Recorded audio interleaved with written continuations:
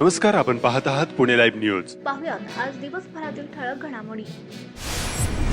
पुणे नाशिक महामार्गावर शिरोली या ठिकाणी दुचाकीवरील युवकाचा गंभीर अपघात झाल्याची घटना बुधवारी 10 जुलै 2024 रोजी दुपारी घडली. अपघातानंतर भरधाव अज्ञात वाहन चालक पसार झाला. यावेळी रस्त्याने जाणारे प्रवासी आणि नागरिकांनी रुग्णवाहिका बोलावून खेड पोलिसांना देखील कळवलं. तातडीने संबंधित गंभीर जखमी असलेल्या तरुणाला बेशुद्ध अवस्थेत रुग्णालयात नेण्यात आलं. खेड पोलिसांकडून याबाबतची अधिक माहिती मिळू शकली नाही. मात्र महामार्गावर अपघात करून पळून जाण्याचा ट्रेंड रुजू झाला आहे. अपघातानंतर जखमीला तसेच सोडून अपघात करणारी वाहने पळून जात असल्याने योग्य वेळी जखमींना उपचार मिळत नसल्याची स्थिती वेगवेगळ्या अपघातातून समोर येत आहे. एका तरुणाने आंतरधर्मीय तरुणीसोबत आळंदीत विवाह केला. हा विवाह मान्य न झाल्यानं तरुणीच्या भावासह नातेवाईकांनी जावयाचे अपहरण करून त्याचा चाकण आळंदी रोडच्या कडेला मेदनकरवाडी तालुका खेड गावाच्या हद्दीतील जंगलात नेऊन दगडाने ठेचून खून केला. त्यानंतर मृतदेह जाळून त्याची राख नदीत टाकून पुरावा नष्ट केला. 18 दिवसांनंतर पोलिसांनी या गुन्ह्याचा उलगडा करत आरोपींना अटक केली. आरोपींमध्ये चाकणमधील दोघांचा समावेश आहे. अमीर मोहम्मद शेख वय वर्ष 25, सध्या राहणार आदर्शनगर मोशी, मूळ राहणार रांधे तालुका पारनेर जिल्हा अहमदनगर असे खून झालेल्या तरुणाचे नाव आहे. या प्रकरणी पंकज विश्वनाथ पाईकराव वय वर्ष 28, सध्या राहणार चाकण तालुका खेड, मूळ राहणार हिंगोली, सुशांत गोपाळा गायकवाड वय वर्ष 22, राहणार पारनेर जिल्हा अहमदनगर यांना पोलिसांनी अटक केली.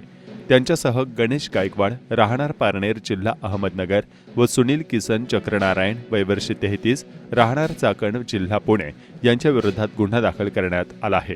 आरोपी सुशांत गायकवाड याची बहीण निकिता गायकवाड हिच्यासोबत मागील 6 महिन्यांपूर्वी अमीर शेख यानं विवाह केला होता. हा विवाह सुशांत गायकवाड आणि त्याच्या कुटुंबियांना मान्य नव्हता. त्यावरून अमीर याला फोन करून दारू पिण्यासाठी बोलावून घेतले. त्याला दारू पाजून चाकण आळंदी रोडच्या कडेला मेदनकरवाडी गावाच्या हद्दीतील जंगलात नेऊन दगडाने ठेचून ठार मारले. त्याचा मृतदेह लपवून ठेवला. चौथा आरोपी सुनील चक्रनारायण राहणार चाकण याच्या मदतीने एलडीओ डिझेल आणून 17 जून 2024 रोजी त्याला जाळण्यात आला. त्यानंतर त्याची हाडे व राख 2 पोत्यांमध्ये भरून ते नदीमध्ये टाकून पुरावा नष्ट केला. चाकण आळंदी रस्त्यावर मेदनकरवाडी हद्दीतील जंगलात झालेल्या या खुनाचा छडा भोसरी एमआयडीसी पोलिसांनी लावला असून या घटनेनंतर चाकणमधून फरारी झालेल्या आरोपींचा शोध सुरू आहे. चाकण औद्योगिक भागात अनेक ठिकाणी भाड्याच्या खोल्यांमध्ये अनेक असामाजिक प्रवृत्तींनी वास्तव्यासाठी आधार घेतल्याची बाब वेगवेगळ्या घटनांमधून समोर येत आहे. औद्योगिकीकरणाने राज्य व परराज्यातील लोकसंख्येचे लोंढे चाकण औद्योगिक भागातील गावांमध्ये येत आहेत. यात असामाजिक प्रवृत्तींनी देखील आश्रय घेतला आहे. मागील काही खुनांच्या घटनांमध्ये याच मंडळींचा सहभाग समोर येत आहे. अशा घटनेनंतर पळून गेलेल्या आरोपींचा शोध घेताना पोलीस प्रशासनाची चांगलीच दमछाक होत आहे. 1 महिन्यापूर्वी शासनाने कोट्यवधी रुपये खर्चून नव्याने तयार केलेला बाकी काळूस रस्ता खचला आहे. कर्तव्यात कसूर करणाऱ्या बांधकाम विभागाचे कर्मचारी आणि अधिकाऱ्यांचे तत्काळ निलंबन करण्याची मागणी माहिती अधिकार कार्यकर्ते बाळासाहेब चौधरी यांनी केली. काळूस बाकी रस्ता गुणवत्तापूर्ण होत नसल्याबाबत ग्रामस्थांनी यापूर्वी देखील तक्रारी केल्या होत्या. राजगुरुनगर चांडोली येथील वीज वितरण विभागाच्या मीटर टेस्टिंग कार्यालयात बुधवारी 10 जुलै 2024 रोजी सकाळी 11च्या सुमारास बिबट्या घुसला. तेथे काम करणाऱ्या कर्मचाऱ्यांच्या सतर्कतेमुळे बिबट्याला कार्यालयात कोंडून ठेवण्यात यश आले. त्यानंतर घटनास्थळी पोहोचलेल्या वन विभागाने बिबट्याला बंद कार्यालयातून जेरबंद केला आहे. या घटनेने राजगुरुनगर आणि चांडोली परिसरात एकच खळबळ उडाली. बिबट्याला दुपारी 2:30च्या सुमारास जेरबंद करण्यात आल्याने चांडोली परिसरातील नागरिकांनी समाधान व्यक्त केले. दरम्यान एमएससीबीच्या कार्यालयात बिबट्या शिरल्याने सोशल माध्यमात वीज वितरणाच्या विरोधात जोरदार मेसेज फिरू लागले. नागरिकांना त्रास देणे बंद करा आणि अखंडित वीज पुरवठा सुरू ठेवा अशा आशयाच्या मेसेजने वीज वितरणचे डोळे उघडण्याचा प्रयत्न नागरिकांनी केला. दरम्यान बिबट्याच्या रेस्क्यूचे संपूर्ण वृत्त पुणे लाईव्हवर उपलब्ध असून ते आपण पाहू शकता. खेड तालुक्यातील एक सुरक्षित सुंदर पर्यटन स्थळ खेड तालुक्याच्या पश्चिमेकडील सह्याद्रीच्या कुशीतील वांद्रे गावातील पधरवाडी येथे एक सुरक्षित आणि सुंदर पर्यटन स्थळ विकसित करण्यात आले आहे.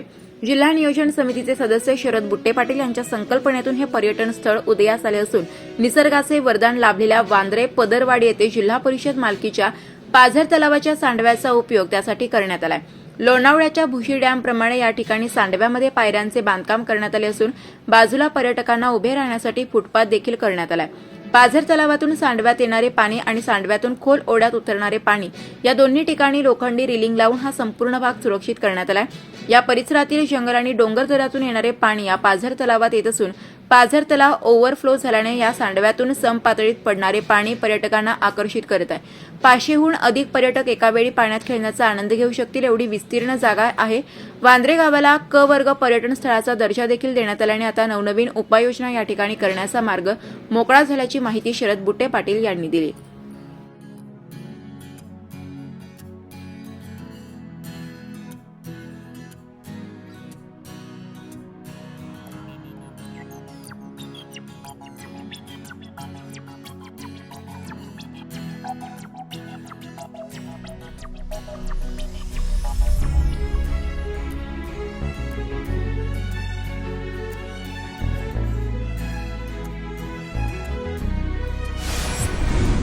रासे गावातील फिल्टर प्लांट तातडीने पुन्हा सुरू. रासे गावातील अनेक ग्रामस्थांनी पिण्याच्या पाण्याची सोय करणारा ग्रामपंचायतीने उभारलेला फिल्टर नादुरुस्त होऊन बंद झाल्याची बातमी पुणे लाईव्हच्या माध्यमातून प्रसिद्ध करण्यात आली होती. त्याची दखल घेत ग्रामपंचायत प्रशासनाने फिल्टर प्लांट तातडीने दुरुस्त करून पुन्हा सुरू केलाय. जनता शिक्षण संस्थेच्या चाकणेतील श्री शिवाजी विद्यालयाच्या प्राचार्यपदी अनिल ठुबे यांची नियुक्ती करण्यात आली आहे.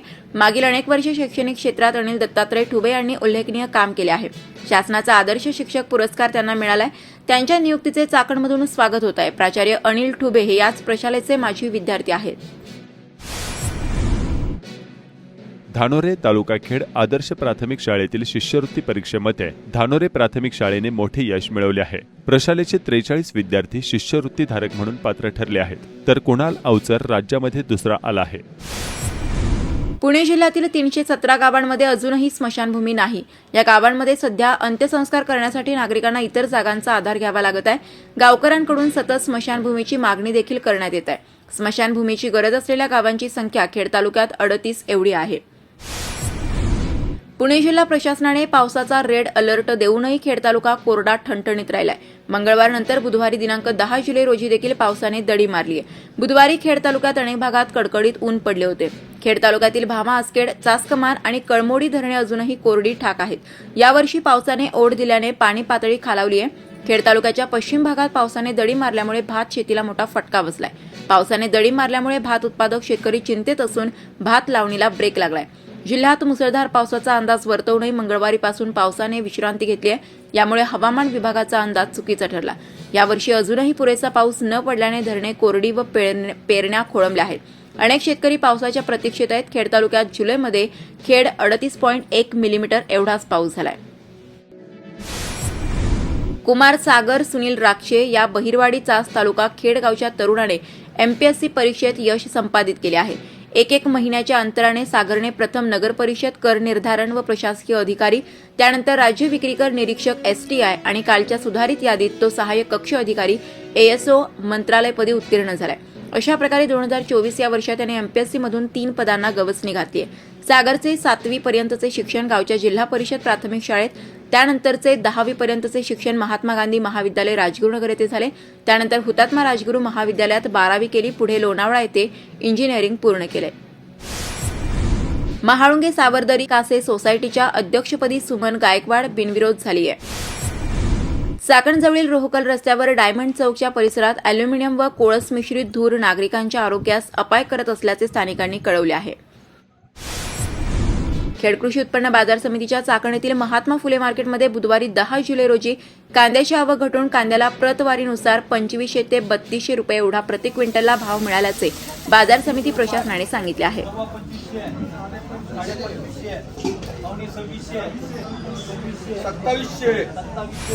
खेड कृषी उत्पन्न बाजार समितीच्या चाकणीतील महात्मा फुले मार्केटमध्ये बुधवारी 10 जुलै रोजी तरकारी विभागात पालेभाज्यांची भरपूर आवक होऊन दर स्थिर राहिले. अन्य तरकारी मालाची आवक आणि भाव स्थिर राहिल्याचे बाजार समिती प्रशासनाने सांगितले.